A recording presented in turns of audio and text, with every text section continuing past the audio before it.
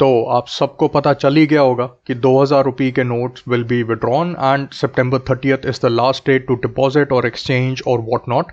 So in this regard, the governor of the RBI held a press conference and the answers, उड़ी बाबा, चलो देखते हैं। एक तरफ आप कह रहे हैं करेंसी सर्कुलेशन से विड्रॉ कर रहे हैं, दूसरी तरफ आप कह रहे हैं कि लीगल टेंडर रहेगा। लोग ये कह रहे हैं कि जब सर्कुलेशन से विड्रॉ कर रहे हैं हम उससे खरीदारी कर नहीं सकते, तो लीगल टेंडर रहने का मतलब क्या होगा? नहीं, खरीदारी क्यों नहीं कर सकते हैं? No, but then others will. Yes, please. पहले इसका जवाब So what दीजिए। is happening, sir, is No, I have read the newspapers. हम भी newspaper And why पढ़ते would हैं, you हम भी ask television a देखते हैं। reporter and then cut her short? Did he not understand the question or did he jump the gun? Of course खरीदारी नहीं कर सकते जब देने वाले को पता है कि 2000 will not be legal tender और लेने वाले को भी पता है कि it will not be legal tender, तो वो लेगा ही क्यों? I mean, उसको भी तो एक्सचेंज करवाने पड़ेंगे ना at the end of the day. वैसे मैं आपको एक बात बताऊं, पहले से भी कई छोटे छोटे दुकान में 2000 के रुपए के नोट एक्सेप्ट नहीं करते थे। ये कोई नई बात नहीं, कल से पहले भी मैंने खुद एक्सपीरियंस किया है। मेरे जानकारी के जितने लोग हैं उनका भी यही एक्सपीरियंस है। वो जब 2000 रुपए की नोट लेके जाते हैं कोई फ्रूट शॉप, कोई ठेले वाले के पास, कोई छोटे दुकान, वो कहता है कि सर मेरे पास चेंज नहीं है। ये बहुत ही अच्छा पॉइंट है। So this means that introducing these higher denomination notes actually did nothing for the common man and the economy, right?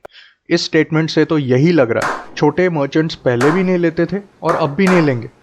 तो जो हमने देश के रिसोर्सेज नए नोट प्रिंट करने में लगाए हैं वो सब वेस्ट है। सर गलती से मिस्टेक हो गया सर। नोटिफिकेशन में हमने कहा है it continues as legal tender. हमने तो कहीं पे नहीं कहा, उसके आगे तो और कुछ नहीं कहा। देखो भाई, हमने तो बोल दिया कि it continues to be legal tender. अब इकोनॉमी के साथ या आम आदमी के साथ जो होगा देख लेना, भगवान भरोसे।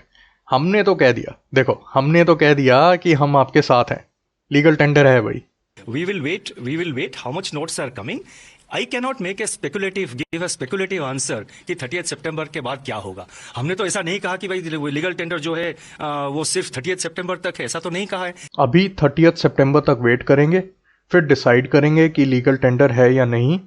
थोड़ा सा ट्रायल एंड एरर लग रहा है यहाँ पर। फिर से देश के रिसोर्सेज एंड टाइम इस एक्सरसाइज में वेस्ट होगा।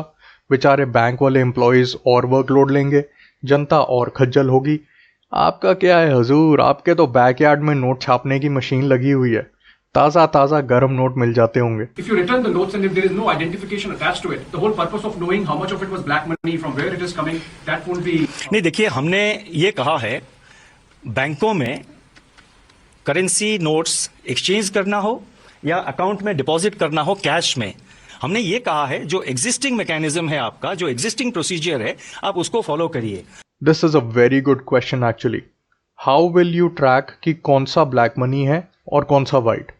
सो there is no accountability on who is exchanging what. आप 10 नोट एक्सचेंज कर सकते हैं विदाउट एनी पेपर वर्क और identification. So does this mean that this step is not to expose और recover black money? लगता तो ऐसा ही है। One more thing, this by the way is not consistent. People are reporting that a few banks are asking for KYC documents, whereas the RBI has not mandated that.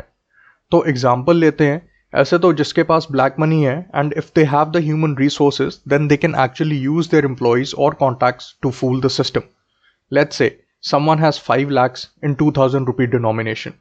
This comes out to 250 notes. Now either you need 25 individuals to exchange this for you including yourself, या फिर आप 25 बारी bank branch जा सकते हैं to exchange, and if you mix in the variable of visiting different branches within your city or adjoining places, तो और भी बढ़िया। 50 नोट्स एक बैंक की अलग अलग 5 ब्रांचेस से करवा लिए, 100 किसी और बैंक की 10 ब्रांचेस से, and so on and so forth. Is this possible? If it is, then why even carry out this exercise? According to Section 27 of the RBI Act, the Reserve Bank is required to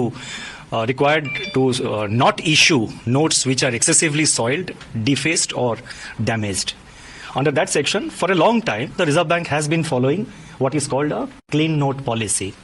Therefore, from time to time, Reserve Bank withdraws currency notes of particular series and issues fresh notes. एक और statement दी है that this is according to Section 27 of the RBI Act, which deals with spoiled or torn notes, and that the RBI is following the clean note policy. What a joke यार। अभी भी पुराने 100 के, 10 के, 20 के, 50 के notes चल रहे हैं। If it is the latter, then what is the percentage of the spoiled notes? Is it higher than the notes which are acceptable and not spoiled? Did the entire 2000 rupee note series get spoiled all of a sudden? Is there like a kid somewhere in India drawing on these notes? तो उसे रोको ना यार, पूरे देश को क्यों काम पर लगा दिया? What do you guys think? क्या ये सही स्टेप है? Economists की prediction है this step will not have any significant impact on the economy. So not sure what the game plan is here when there is no accountability in exchanging notes. और जब थी भी, याद है पिछली डिमोनेटाइजेशन में कितने फ्रॉड सामने आए थे बैंक्स के एंड ब्रांच मैनेजर्स के? तो अब तो कोई पेपर वर्क या अकाउंटेबिलिटी ही नहीं है. What the fuck? चलो आज के लिए इतना ही. You know what to do. Like, share, subscribe and enable notifications. जैसे मन हो यार. Chill. Bye bye.